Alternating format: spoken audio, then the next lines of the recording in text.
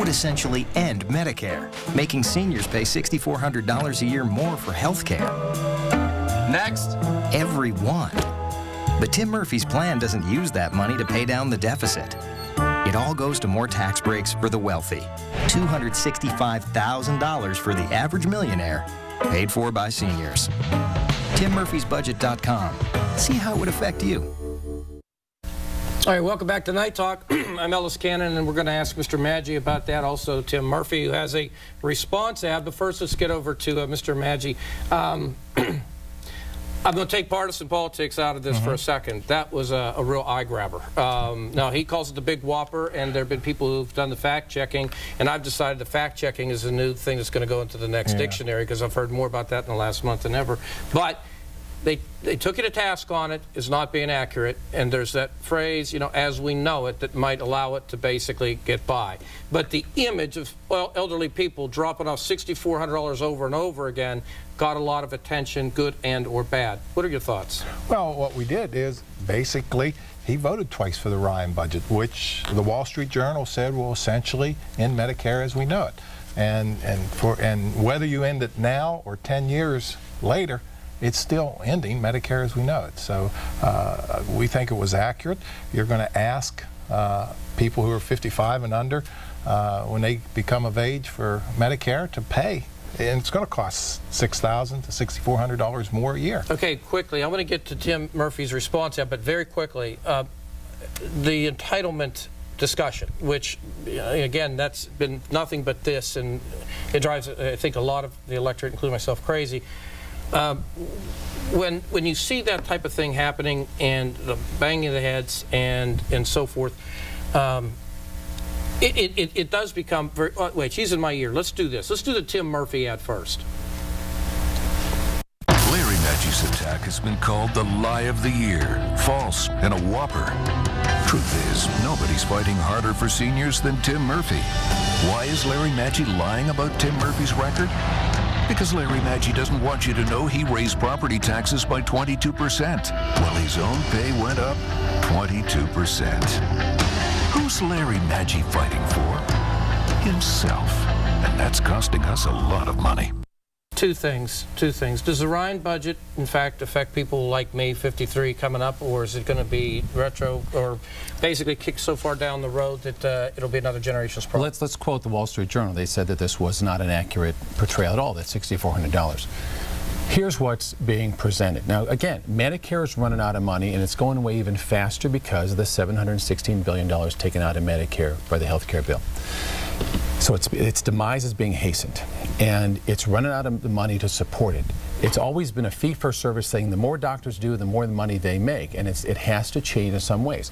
One of the proposals put on the table is one whereby all the plans are up there, and you could choose. Right now, you don't have a choice for Medicare. You have one government-run plan.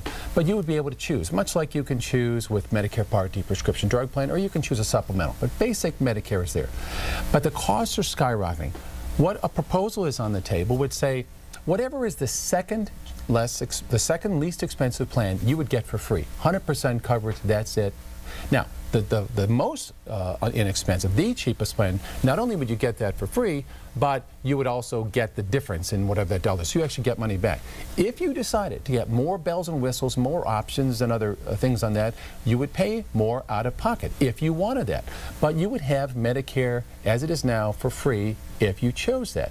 Now, one of the reasons to have this kind of choice and competition is, quite frankly, when the Medicare prescription drug bill came through, CBO, the Congressional Budget Office, said, oh, it's going to cost all kinds of money. Well, it turns out competition does drive things down. The American way does drive costs down. In fact, 40% lower. Okay, but let me ask you this, though, Mr. Maggi. Isn't there an argument out there that says that when the government gets involved in a competitive situation, that you're talking apples and oranges when you start talking about private carriers getting involved with Medicare packages, vouchers, or otherwise? Well, yeah, I mean, when the private sector gets involved, it drives a price, and but I'm not sure as time goes down the road is if it's going to get any cheaper. Do you agree, though, that something drastic needs to happen, if not immediate, then over time? We have to have a road plan, don't we? Don't we need to have a map ahead? Absolutely, and one of those ways is to make sure everybody pays their fair share of taxes. About taxes, I want to get to something that came up in that ad right there. I'd like to respond, because we're jumping all over the place here. Look, I have no idea what his plan is for Medicare except raise taxes, and that will not take care of it.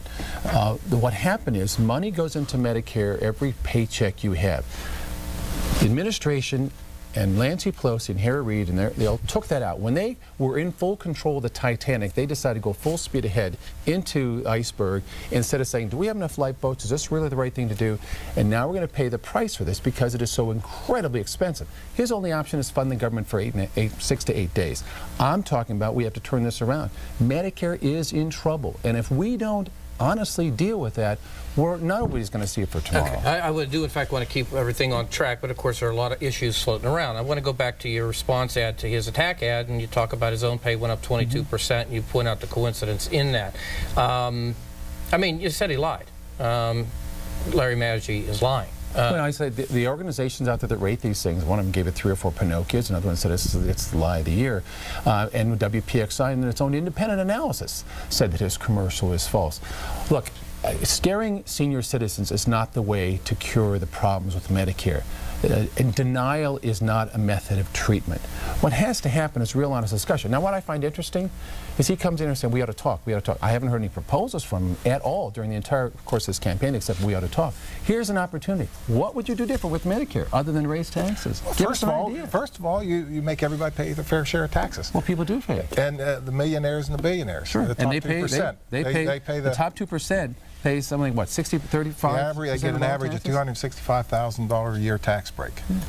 So I don't know where that comes from, Larry. Well, I know, Congressman, I know you have all the facts, but sometimes you can be wrong. And sometimes you do have a little fuzzy math there. Well, speaking of fuzzy, we're going to come back at endorsements, or lack thereof, by the 2 local newspapers. I'm going to talk about those and get the response of both candidates. I'm Ellis Cannon. We've got another political ad or two to run by you as well. You're watching Night Talk at PCNC.